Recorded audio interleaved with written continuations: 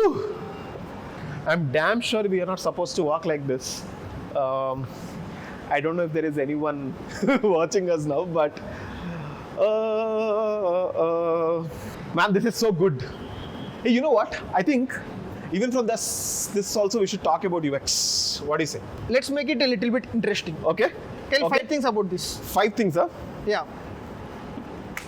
Okay.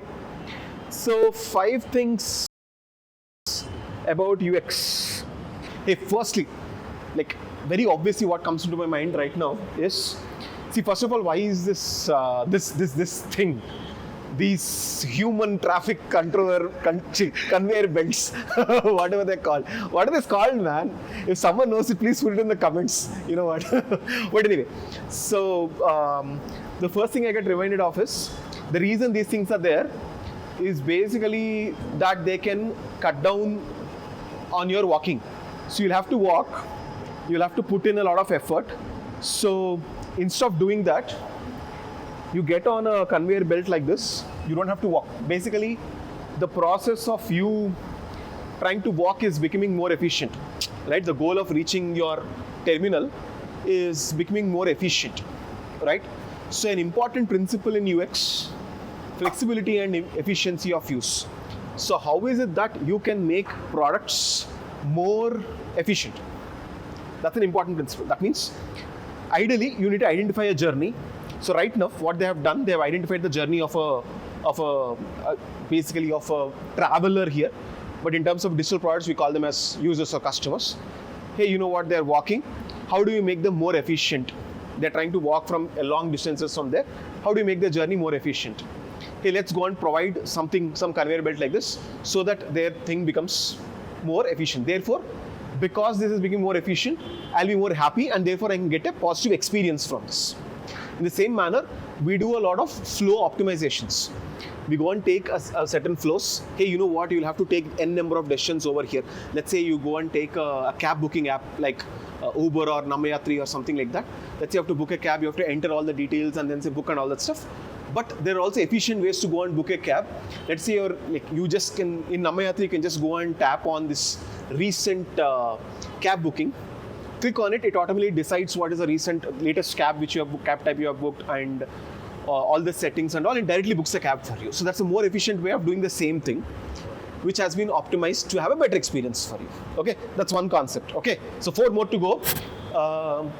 The next thing which this reminds me is we'll take modularity. Okay, so if you think of it, this is a belt. Ultimately, this has to work like a flat surface, but actually this is a belt.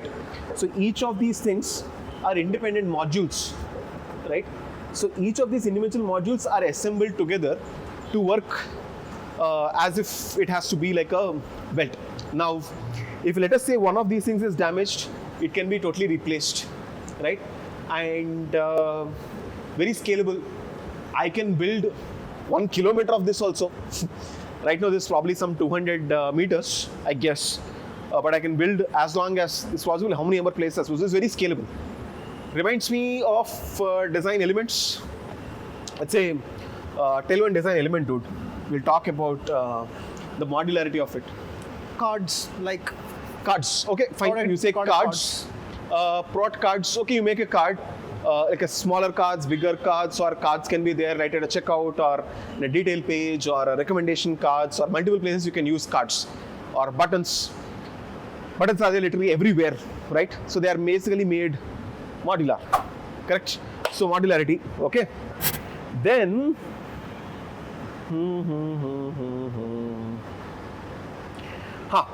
see if you look at this, there's something very special about this design, which I recently noticed. So these kind of conveyor belts are also there in your in malls. If you see, those basically they are like a little bit like this, yeah, right? slant. Slant to go into those multiple, so to basically go from one place to another. What happens is, what I did is, whenever you buy something, you can take a cart or basically a trolley and try putting the trolley on this particular thing. You know what will happen? The moment the trolley comes on this, it gets locked. It doesn't move, right? So The beautiful point is, look at how they went micro into understanding a user. They could have just thought like, hey, you know what? Let me just, how many times did we go from there and here? I don't know. But anyway, okay. So they could have just thought, hey, you know what? There is a traveler. We'll make their life easy. So let us just build some conveyor belt over there. They could have stopped there, but they also thought, oh, you know what? Let us think micro. What are all they doing? They have to go. They'll carry their luggage. There are a bunch of people who will walk. They'll have to hold on to something, right? And they went on to all those micro details. They have to also design this particular strap which moves along with this, or else you can't hold, or else you'll fall, right? Or this, when you go with the luggage, this is a moving trolley, right? Moving thing, right? If this, let us say your luggage slips on this, it's going to be very bad. So therefore, can I design this in such a way that when you keep a trolley, it just locks over there, right? So thinking micro into the journey of the user instead of just macro level solving the problems. So that's one thing.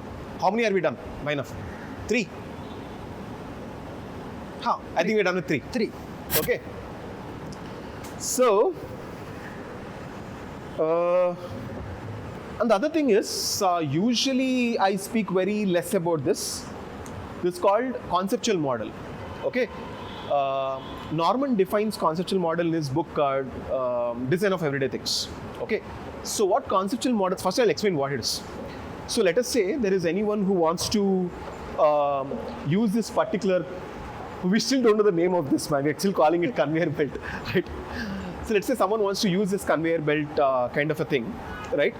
So this is designed very similar to how you would probably use some escalators, right? You're used to escalators.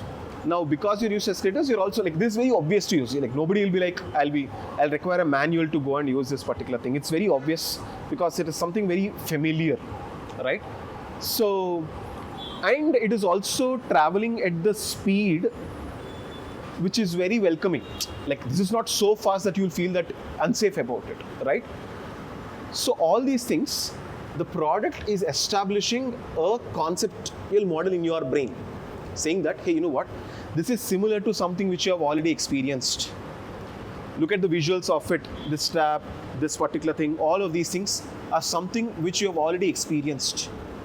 That particular concept which you already know is the same thing which is coming over here.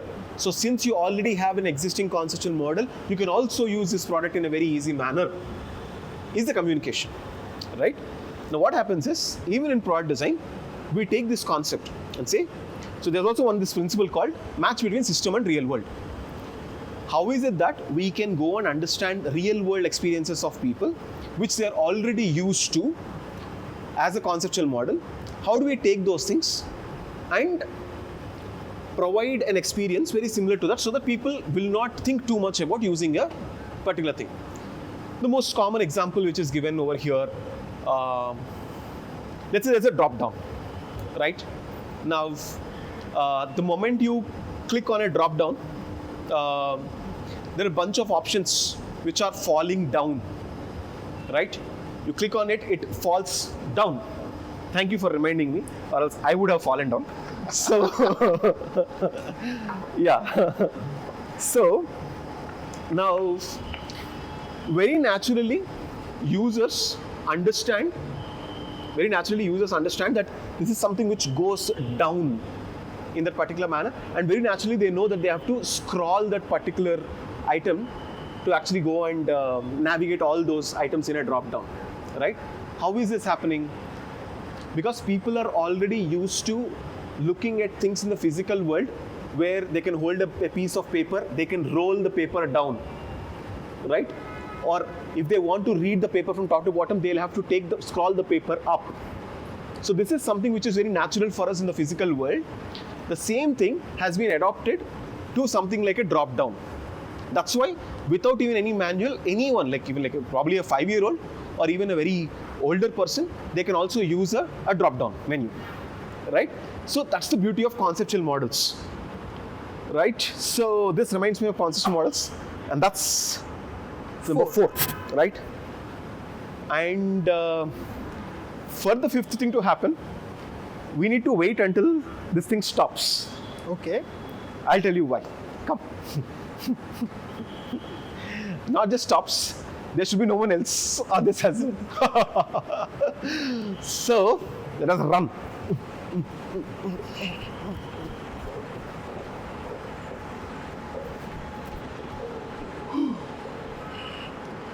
Now see, I don't know how much time you have to wait. Probably we'll speeden up that video, or once we will do the editing to cut it. But let's see. There's no one. Observe. Right now there is no one. And let's see what will happen.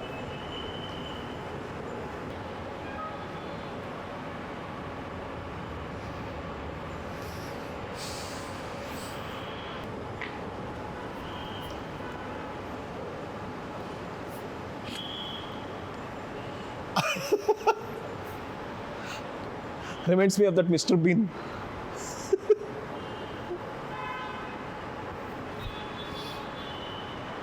So much weight for establishing one UX principle. Bro, it stopped. Yes! Bro, Yes! it stopped. Ha! So observe this, guys. Now, this particular thing, it stopped. Now it started now, but it stopped, right? It was worth the wait. Now, you know what? The chain could have continuously been running, but it stopped. But it only started when someone started coming onto this particular conveyor belt. Dude, in that waiting time, we should have found out the name of this thing, dude. I already What's the already name? googled it. It's called moving walkway Moving walkway. or travelator. Travelator. Yeah. I think conveyor belt is a much better name. Anyway, from the fact that it has stopped, what we need to understand is, whenever you design something, make sure that you also think of the business. You're ultimately working for a business. Business impact is very important, right? So, don't design in such a way that you will burn a huge hole in the pocket of the business. Always make sure, see, now this has stopped, right? Always make sure, how do you optimize your design that it provides an experience to the users, but on top of it, how do you save money for the business? They've made the design in such a way that it stops whenever people are not using it. That means they've not only thought about just people coming and using it, they've also thought about when people are not there. So by empathizing the human and empathizing the business, they're able to make this particular decision. So if all of us can also think in this particular manner, we'll become much better designers, better valuable designers, because we're also creating value for the business. So yes, with that, I can tell you that we have covered 5 things. Now, shall we just get back to what we were doing? Let's go. Hey, by the way. So, you guys should definitely subscribe to this particular channel. We're putting in a lot of effort to make a bunch of vlogs, trying to relate everything, whatever we see over here to UX design, and learn a bunch of things about UX design. So please do subscribe. And if you really loved this video, please put a like. And if you have any questions, please put them as comments and share this video to whoever else you think should learn from these wonderful videos. Thank you.